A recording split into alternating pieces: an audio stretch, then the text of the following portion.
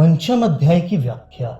पंचम अध्याय की इस लौकिक कथा के माध्यम से अलौकिक दिव्य तत्व का अनुचिंतन किया गया है।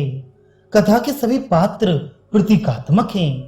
यद्यपि लौकिक कथा का प्रभाव सामान्य है, फिर भी इसमें अंतः सलिला फल्गु की धारा की तरह असामान्य गुणार्थ प्रतिपादक तत्व हैं। प्रत्येक पात्र किसी न किसी तत्व के प्रतीक हैं। यथा जन्नी में हेमलखा ने जिसे अपनी मां कहा है, तत्व विवेचन की दृष्टि से वह शुद्ध चित्त है। सर्वोच्च व्यवहारिक आत्मभाव की उपलब्धि ही शुद्ध चित्त की प्रमुख विशेषता है। विवेक ज्ञान पूर्वक परम वैराग्य के बल से शुद्ध चित्त के दर्शन होते हैं। ये अनुभूति गम्य है। में अस्मत् शब्द के षष्ठी एक वचन का रूप है। इसका प्रयोग हेमलेखा ने अपने लिए किया है, जो जीवात्मा का प्रतीक है। क्रीड़नाए सरखे दर्द यहाँ सखी बुद्धि का प्रतीक है। जीवात्मा हमेशा बुद्धि के हाथों में खेलती है। बुद्धि बड़ी चंचल है, इसकी संवेदना बड़ी सतही है। जैसे सागर की सतह पर उठी लहरों का ना तो कोई स्थायित्व होता है और ना कोई दृढ़ता, उनका तो बनना मिटना चलता ही रहता है। सागर का अंतः स्थल ना तो उससे प्रभावित होता है और ना परिवर्तित ही। ऐसी स्थिति है जीवात्मा के साथ बुद्धि की। बुद्धि और जीवात्मा की मैत्री कुछ इसी तरह की है। यही संबंध हेमलेखा का अपनी सहेली के साथ है। यहाँ हेमलेखा की सखी एक दुष्चरित्रा की संगति में आ गई। दुष्चरित्रा अविद्या का प्रतीक है। हेमलेखा की सहेली एक दुष्चरित्रा की कुसंगति में पड़ गई।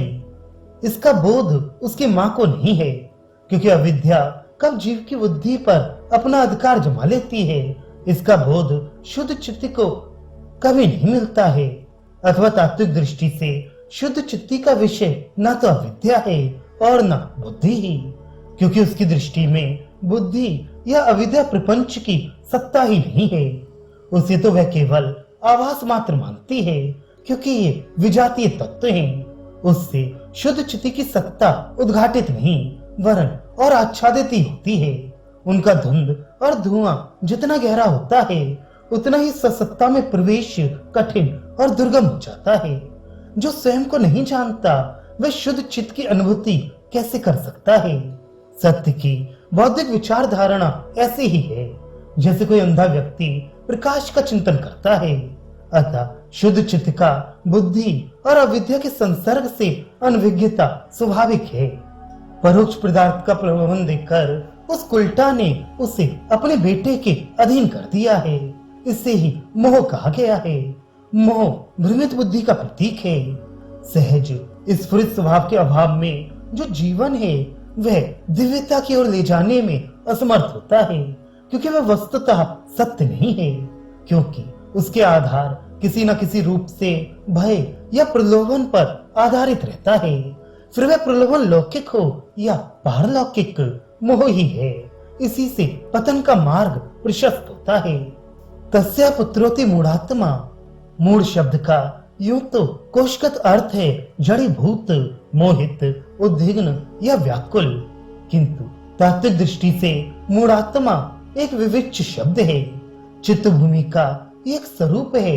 चित्त की सहज यह स्वाभाविक वृत्ति ही चित्त भूमि है। ये चित्त भूमियां 5 प्रकार की हैं: क्षिप्त, मूढ़, विक्षिप्त, एकाग्र और निरुद्ध। इस दृष्टि से विचार करने पर मूढ़ चित्त की दूसरी भूमि है। जो चित्त किसी इंद्रिय विषय में मुग्ध होने के कारण तत्व चिंतन करने में अयोग्य हो जाता है, उसे ही मूढ़ कहा जाता है। ये चित्त मोहक विषय के प्रति सहज ही लीन हो जाता है। मूढ़ जन कामनी कांचन के अनुराग से इनके प्रति शीघ्र आकर्षित हो जाते हैं। न माम जहो, बलात्कार से सदैव घर्षित रहने के बावजूद मेरी सहेली मुझे नहीं छोड़ती थी। इसका तात्पर्य यह है कि वह मोहग्रस्त थी और मोहाक्रांत रहने पर भी बुद्धि के समस्त व्यापार और भोग चित्त प्रकाश से ही प्रकाशित रहती हैं। जो बुद्धि चिरस्थायी है और जिसकी अपेक्षा कोई सूक्ष्मतर बुद्धि नहीं हो सकती, तथा जो कभी अभिभूत नहीं हो सकती, वही ज्ञान में चिन्मय है। तत्स्पृष्टा तेन चाप्य हम। एक दिन हेममाला का भी उस मूड से स्पर्श हो गया। यह तात्पर्य यह है कि बुद्धि से तादात्म्य रहने के कारण जीवात्मा ने भी अपने को मोहग्रस्त मान लिया और वहां जीवात्मा एक विशिष्ट विश्वास की जंजीर में जकड़ जाता है। विचार विश्वास से बिल्कुल विरोधी घटना है। विश्वास अचेतन है, उसमें जो चलता है वह मात्र जीता ही है, तात्विक जीवन को उपलब्ध नहीं होता। सही जीवन को उपलब्ध करने के लिए विश्वास की नहीं, विचार और विवेक की दिशा पकड़नी होती है। तदा पुत्र समुत्पन्न हो। तदनंतर उन दोनों के एक पुत्र हुआ। पुत्र का तात्पर्य यहाँ मन से है।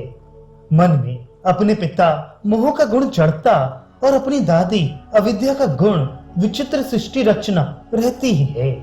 पिता में है शून्य नामना, फिर शून्य नामक दादी मूल नाम वाले पिता ने पुत्र अस्थिर में अपना गुण भरकर कुशल बना दिया। यह शून्य और अस्थिर दोनों ही नाम प्रतीकात्मक हैं। वास्तव में शून्य से तात्पर्य अविद्या से है। वास्तव में अविद्या की कोई सत्ता नहीं है, इसलिए उसे शून्य कहा गया है। इसी अविद्या की कुसंगति में हेममाला की सहेली अपने निर्मल स्वभाव और सतत्व के बावजूद मलिन हो गई, क्योंकि शुद्ध सत्वमय होने पर भी अविद्या के अधीन होने पर रजोगुण एवं तमोगुण विशिष्ट बन गई। जहां तक अस्थिर नामक पुत्र का प्रश्न है, ये भी प्रतीकात्मक ही नाम है। क्षिप्त भूमिक चित्त को अस्थिर कहा जाता है। क्षिप्त भूमिक और मूल भूमिक चित्त में क्रोध, लोभ और मोह का समावेश रहता है। जिस अस्थिर चित्त को समय समय पर समाहित किया जा सकता है, उसे ही अस्थिर या विक्षिप्त चित्त कहा जाता है।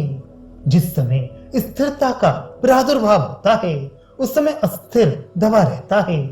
पुराणों में अनेक समाहित चित्त ऋषियों के भ्रष्ट होने का जो वर्णन मिलता है, वह ऐसे ही अप्रधान विशेष की करामात है। इसका एक उदाहरण ही पर्याप्त है। जागृत अवस्था का संस्कार ही स्वप्न होता है। जागृत अवस्था में यदि बहुत समय तक सहज चित्त एकाग्र रहे, तो स्वप्न में भी वैसा ही रहेगा। एकाग्रता का लक्ष्य है ध्रुव स्मृति अथवा सर्वदा आत्म स्मृति। उसके संस्कार से स्वप्न में भी आत्म विस्मरण नहीं होता। केवल शारीरिक स्वभाव से ही इंद्रियां जड़ बनी रहती हैं। एकाग्र चित्त की समाधि के 4 कार्य हैं: सत्स्वरूप अर्थ का प्रकाश, क्लेश क्षय, कर्म बंधन शैथिल्य और निरोधावस्था की समुपस्थिति। सर्वदा तामनुवीरता, यह भी प्रतीकार्थक है। मेरी सखी ने मेरा साथ छोड़ दिया, फिर भी मैं दिन रात उसका अनुसरण करती रही। अर्थात इसका तात्पर्य यह है कि बुद्धि से जीवात्मा का तादात्म्य हो गया और वह बुद्धि के व्यापारों को अपना ही व्यापार मानने लगा। कहा है, अस्थिर ने अपनी दादी की अनुमति से एक प्रौढ़ा स्त्री से संबंध बना लिया। ये प्रौढ़ा स्त्री कल्पना है। आगे कहा है, अस्थिर के साथ रहकर चपला ने 5 पुत्रों को जन्म दिया। तात्पर्य यह है कि 5 कर्म इंद्रियां हैं, यथा श्रवण इंद्रिय, त्वग इंद्रिय, चक्षु इंद्रिय, रसनेन्द्रिय और घ्राण इंद्रिय। ये माता पिता के बड़े अनुगत थे। तात्पर्य ये इंद्रिय वर्ग मन की कल्पना शक्ति को बढ़ाने में सहायक होते हैं। मेरे सखी ने इन्हें भी मुझे ही सौंप दिया। तात्पर्य कि उनका भी चैतन्य जीवात्मा से तादात्म्य हो गया। महाशना, ये नाम भी प्रतीकात्मक है। आशा विषय भोगों से कभी तृप्त न होने के कारण इसे महाशना कहा गया है। ज्वालामुख क्रोध है और निंदव्रत लोभ। कहा है, उनके साथ मैं भी लुप्त हो गई। अर्थात जब जीव की उपाधि वृद्धि रजोगुण और तमोगुण रूप लोभ एवं क्रोध से व्याप्त हो गया, तो चित स्वरूप का भान न होने के कारण मानो जीवात्मा लुप्त हो गया। आगे कहा है, 10 द्वार वाले एक नगर में जा पहुंचा।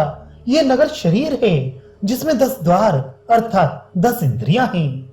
हेममाला ने ही उन सबों की रक्षा की, अर्थात जीवात्मा के रहने पर ही ये सब जीवित रहते हैं, अन्यथा इनका अस्तित्व ही नगण्य है। आगे कहा है, सब कुछ जानकर भी वह अनजान थी, सबका आधार होकर भी निराधार थी।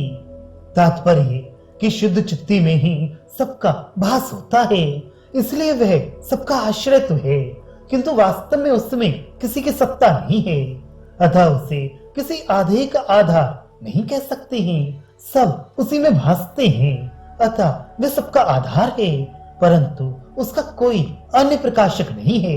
वह स्वयं प्रकाश है, अतः निराधार है, क्योंकि उससे भिन्न किसी की सत्ता नहीं है। आगे स्वरूपतः आनंद स्वरूपा होने के बावजूद भी कोई निमित्त न होने के कारण उसमें आनंद का आविर्भाव नहीं होता। महामंत्रवती चाहम से अघटित घटना पटियसी महामाया से तात्पर्य है। प्रचार नामक प्रिय सखा प्राण है, तथा दोनों द्वारों से दोनों नासिका रंध्र का बोध होता है।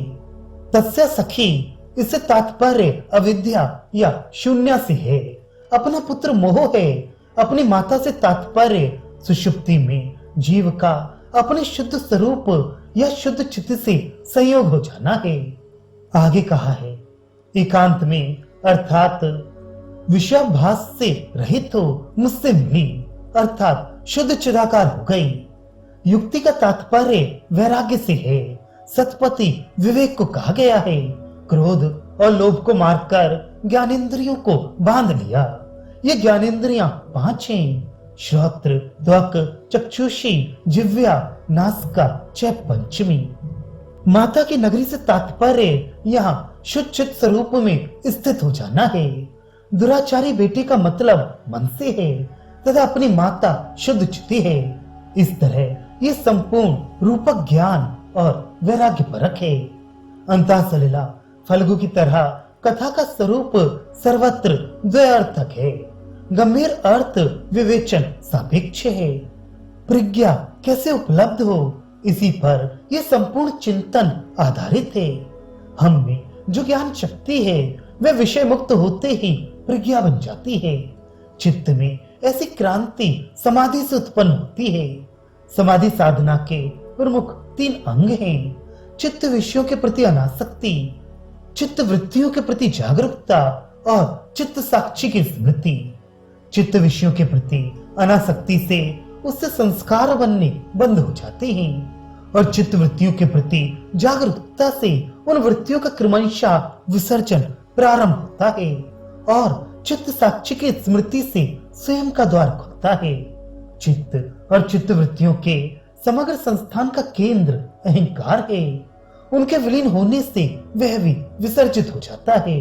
तब जो शेष रहता है और जिसकी अनुभूति होती है वही आत्मा है। इसी आत्मा की सही पहचान इस अध्याय में कराने की चेष्टा की गई है।